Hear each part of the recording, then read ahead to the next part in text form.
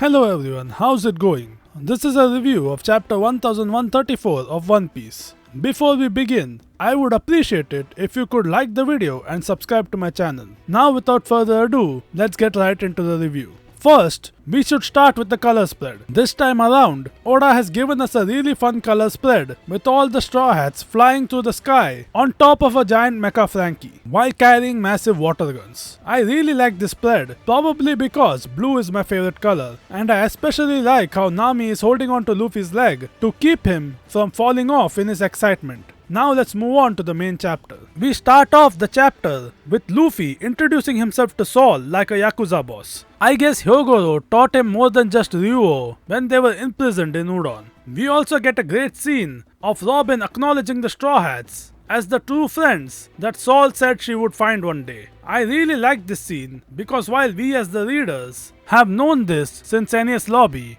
this is the first time Robin has ever acknowledged it out loud, not to mention in front of the Straw Hats as well. My reaction while reading this part was similar to the Straw Hats' reaction to hearing Robin's words. After that, Saul thanks the Straw Hats for taking care of Robin until now. Following that, Lilith goes over to talk to him. And as you would expect, Saul is very confused when he finds out that Lilith is Vegapunk. Here we also find out that apparently the Vegapunk we saw in the flashback with Dragon was actually not his main body, but instead it was another clone. Which makes sense, since as Lilith herself says in this chapter, the government would have probably gotten suspicious if Vegapunk was gone from his lab for extended periods of time. Lilith also mentions that she plans on settling down in Elbaf and building a new lab here. So I guess that should put an end to any hopes of her joining the Straw Hats, which is not something I ever thought was going to happen anyway, but it's good to have confirmation. And also, it seems that Bonnie is probably also going to stay here, so I guess any hopes of her joining the Straw Hats are now gone as well.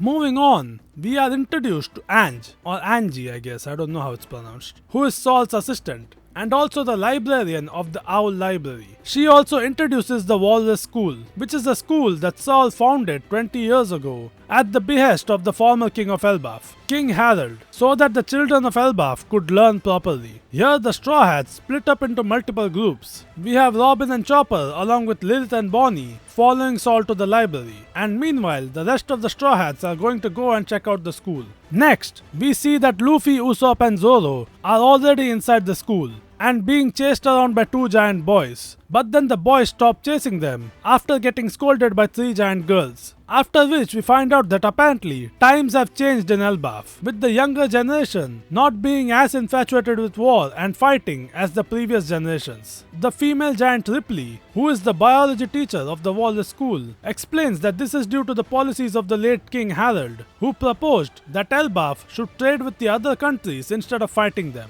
Also on a side note, this is like the third time we have had a scene of little people standing on top of a giant woman in this series. I am now convinced that Oda has a fetish for it, though isn't even trying to hide it at this point. And honestly, I might be with him on this one, not gonna lie. Okay, let's get back on topic. Ange continues where Ripley left off by stating that King Harold was a great king who tried to reform the country, but he was killed by Loki before he could achieve that. Also stating that Elbaf does not currently have a king, since the people refused to let Loki have the throne after what he did. Although that makes me wonder why they didn't make Hyruddin the king instead, since he is also a prince of Elbaf. It could be that they tried and he just refused, since he wants to continue the legacy of the giant warrior pirates instead. We also have a scene of Ripley asking Luffy why he isn't in his white-haired form, since she was looking forward to seeing him in that form due to its resemblance to a warrior in Elbaf's mythology. Interestingly though, she doesn't say that it looks similar to the sun god, and instead just a warrior.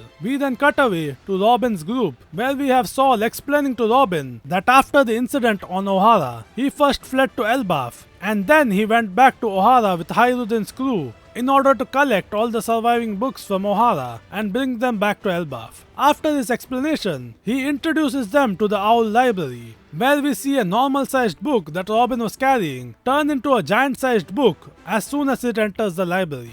I am really curious how that works. Is it due to some technology exclusive to Elbaf, like the painters from earlier? That would be my guess, but I suppose we will have to wait and see. We end this part of the chapter with Robin's reaction to the library, which made me tear up. I really love this for her. To be able to see all the books from the library of Ohara that she thought were lost forever, here in front of her eyes, perfectly intact. I can't even begin to describe how happy I get seeing this panel. Next, we have a really interesting scene of Loki talking to some mysterious individual on a den in Mushi. This is a really interesting conversation. Loki mentions some traumatizing experience that the person he is talking to went through. Then the other person says that it makes them tremble uncontrollably just thinking about the memory of it. Loki then mentions that he has never actually met or even seen the person he is talking to, and yet they have apparently been friends for a long time. Interestingly, this person seems to believe that Loki is actually a very kind person that uses harsh language to try and mask his kindness. I am really curious about who this person could be, but right now we don't really have a lot to go off of. Aside from the fact that Loki seems to refer to this person as Shaggy,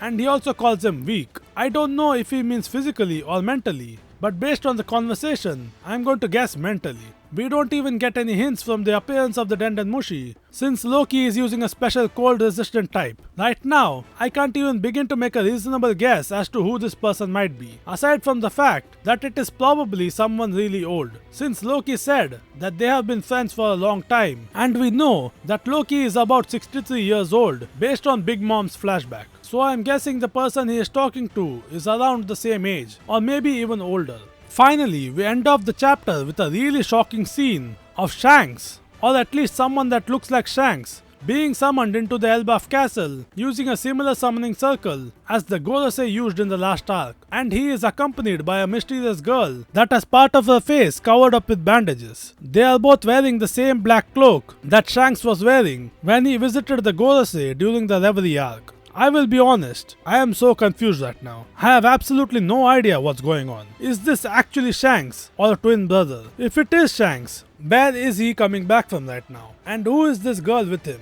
I really can't wait for the next chapter.